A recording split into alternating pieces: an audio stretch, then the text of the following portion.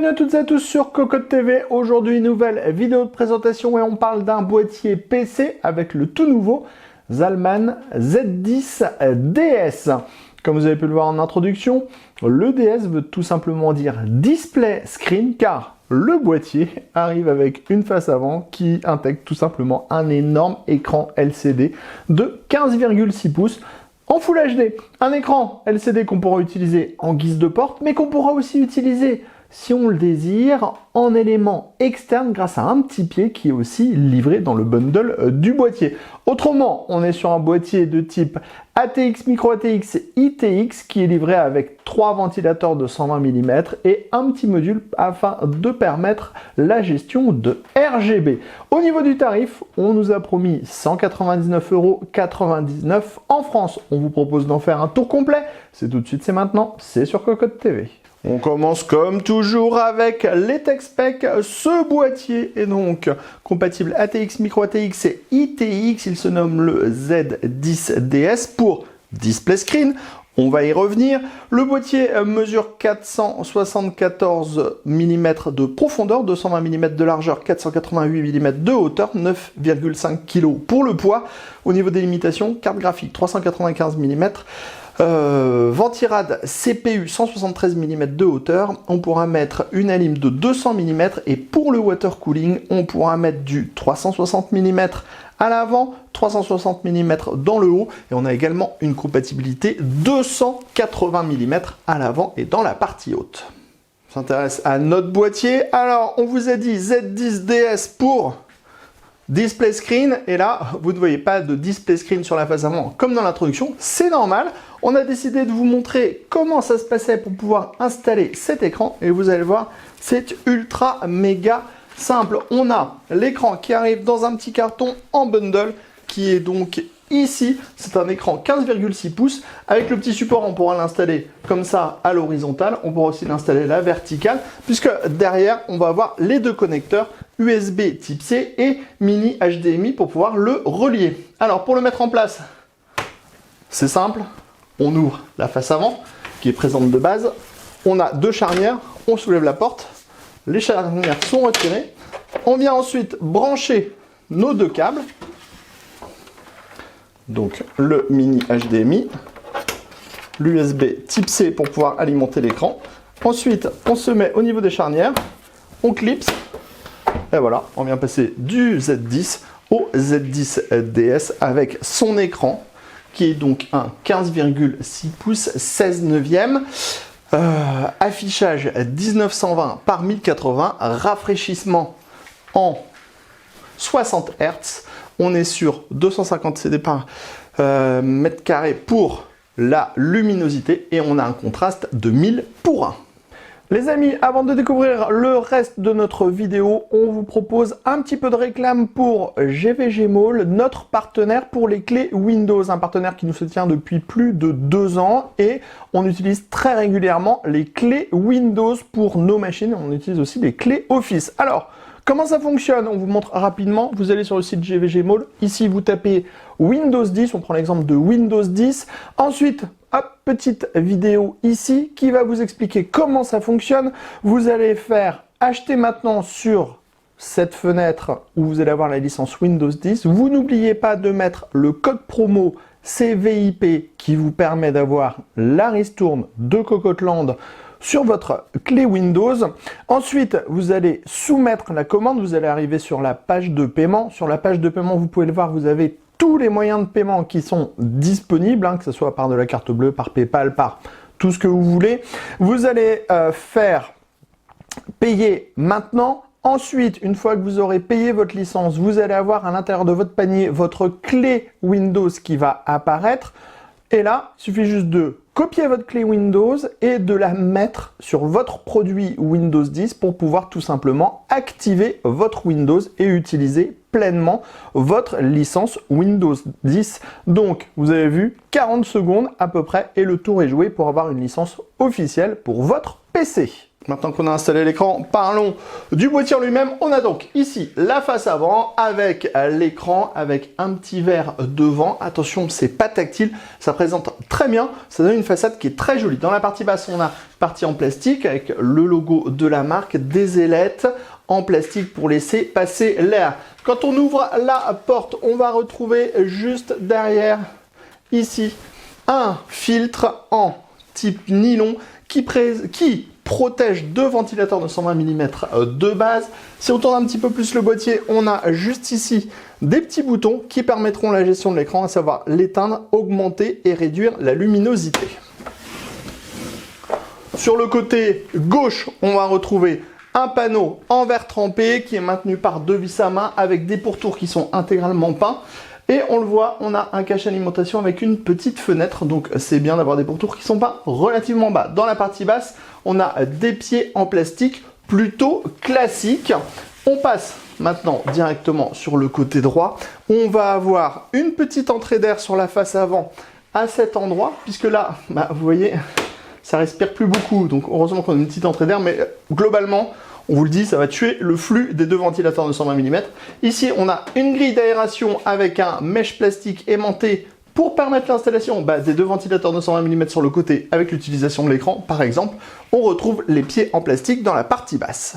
Dans la partie haute, on va retrouver tout d'abord le panneau de contrôle sur la droite ultra complet. Power on, reset, diode d'activité, entrée, sortie, audio, deux USB 3.0, un USB en type C et un petit bouton pour gérer les LED. Ensuite, ici, en espérant que le boîtier ne tombe pas, puisqu'il est un peu en équilibre, on a un mèche plastique aimanté qui protège une grille. Grille qui est en 3 x 120 mm ou 3 x 140 mm.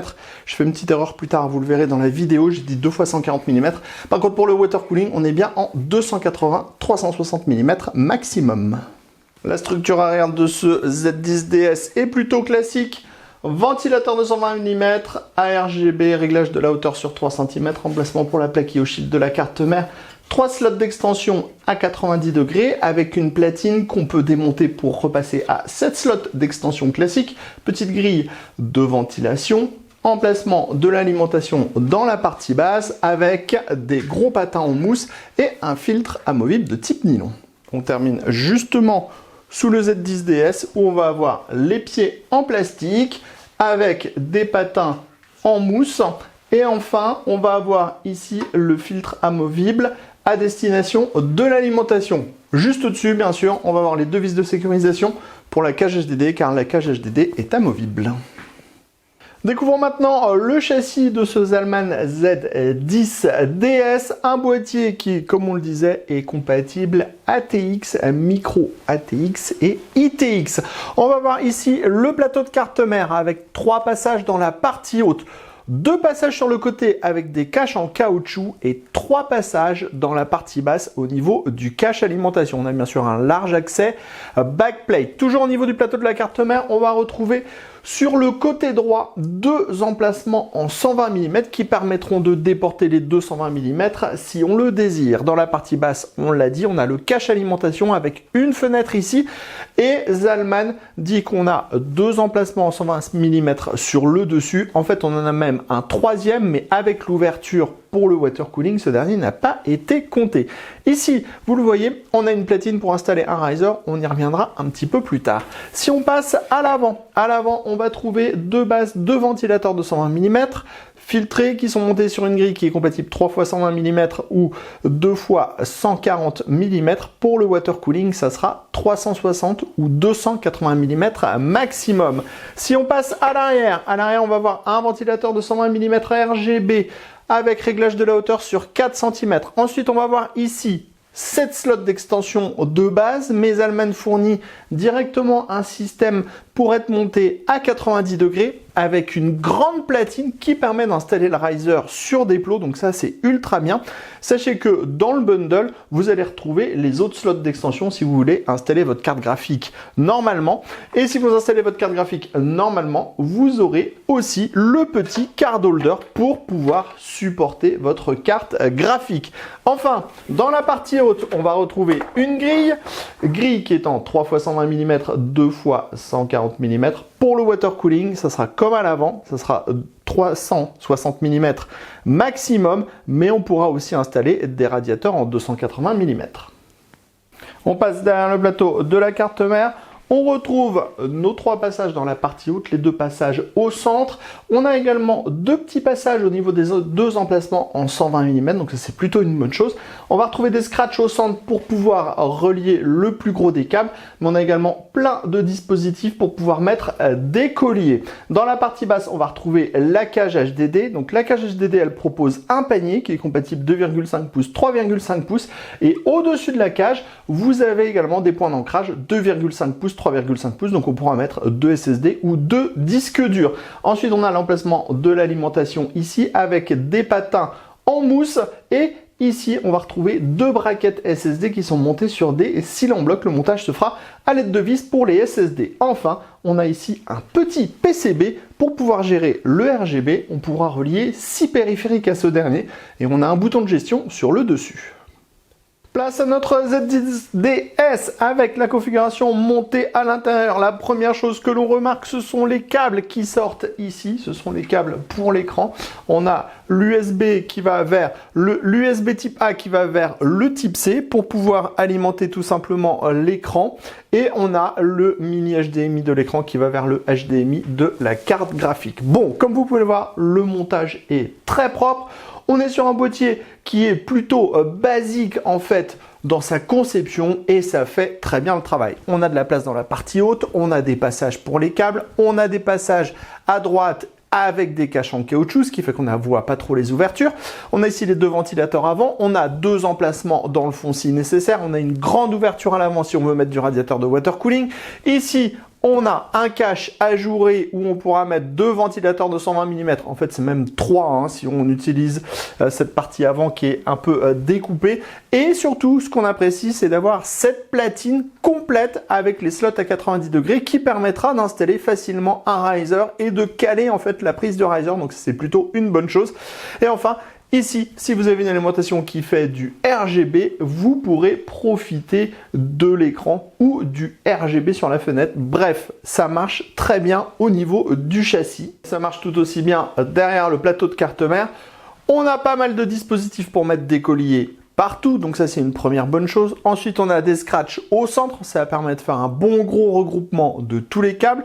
Zalman n'a pas oublié de mettre des petits passages ici et là si on ajoutait les ventilateurs sur le côté du boîtier. On a la cage HDD dans la partie basse. Ici, l'emplacement de l'alimentation avec des petits patins en mousse.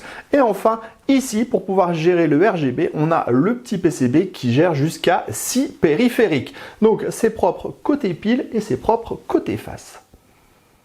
Il est temps de découvrir la machine allumée et clairement la première chose que l'on remarque c'est cet énorme écran de 15,6 pouces en 16 neuvième en 1920 par 1080 qui va vous permettre d'afficher à peu près tout ce que vous voulez sur l'écran. Clairement, bon, ça le fait grave. Alors, on aurait apprécié, on le dit tout de suite, un petit peu plus de luminosité sur l'écran pour pouvoir en profiter un petit peu plus. Allez, on vous l'ouvre pour que vous puissiez le voir de face. Donc, cet écran, vous pourrez afficher ce que vous voulez. Hein. Il est tout simplement nous branché en affichage secondaire, en affichage principal sur la carte graphique. Vous pourrez le mettre en affichage secondaire. Derrière la petite porte, on le disait tout à l'heure, on a un bouton qui permet d'éteindre l'écran. Après, on va voir le réglage de la luminosité. Donc là, on est au minimum. Clairement, on voit rien. Et là, on passe au maximum, c'est mieux. Et ensuite, comme c'est un écran et qu'on est sous Windows, on peut faire ce qu'on veut avec cet écran. Donc si par exemple, là, on a mis un petit thème Nvidia, parce qu'on avait envie. Donc vous voyez, hein, la machine, elle est reliée tout simplement à Windows. Ici, on a la souris. On clique et si on veut par exemple afficher des informations sur l'ordinateur comme la fréquence CPU, la fréquence GPU, le stockage disponible, eh bien c'est possible. Vous pourrez faire absolument tout ce que vous voulez puisque c'est un écran secondaire. Comme il est branché en type C et en HDMI, vous pourrez aussi le brancher avec le petit stand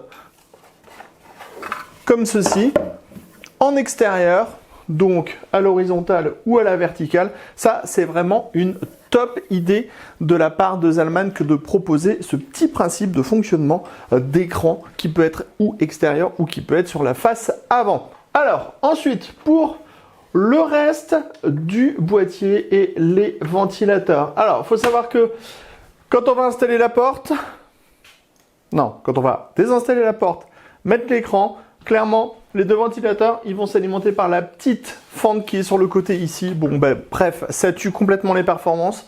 Il faudra mettre les deux ventilateurs sur le côté puisqu'on a une grille sur le côté. Ça, c'est plutôt pas mal. Les ventilateurs, 31,6 dB en 5 volts, ils sont inaudibles. Donc ça, c'est plutôt bien. Bon, par contre, les performances sont pas top en 5 volts, on vous le disait. En 12 volts, on va monter à 47,8 dB, ce qui est beaucoup plus. Bon, globalement, c'est surtout les deux ventilateurs avant qu'on va entendre qui vont hurler à la mort, tout simplement, puisqu'ils sont complètement étouffés derrière la petite grille. Ça ira mieux si vous utilisez la porte classique. Ensuite, on a un petit bouton pour permettre la gestion du RGB ici. Donc, on a différents modes. Des modes plutôt classiques, plutôt basiques, mais on peut mettre jusqu'à 6 périphériques RGB. Donc, on pourra, si on le désire, mettre tout ce qu'on veut sur... on pourra mettre 6 périphériques RGB, ce qui veut dire qu'on pourra avoir un petit peu ce qu'on veut en termes de couleurs, sans forcément passer par un logiciel. Je vous rallume l'écran, hop, et voilà. Donc, c'est plutôt intéressant, franchement, ces gadgets. Comme ces gadgets, franchement, on adore. Comme toujours, on a plutôt un très bon châssis, on a une bonne qualité de construction. Comme toujours chez Zalman, aucun problème avec cette marque. Après, cet écran, utile, inutile, bon, ce sera à vous de vous faire l'idée, surtout vis-à-vis du tarif, puisqu'on sera aux alentours des 200 €. Allez, vous savez tout de ce Z10 DS par Zalman. Rendez-vous très prochainement sur cocodeland.com pour toutes nos news et tous nos articles à propos du matériel informatique et sur Cocotte TV pour toutes nos prochaines vidéos. Sur ce, on vous dit à très bientôt.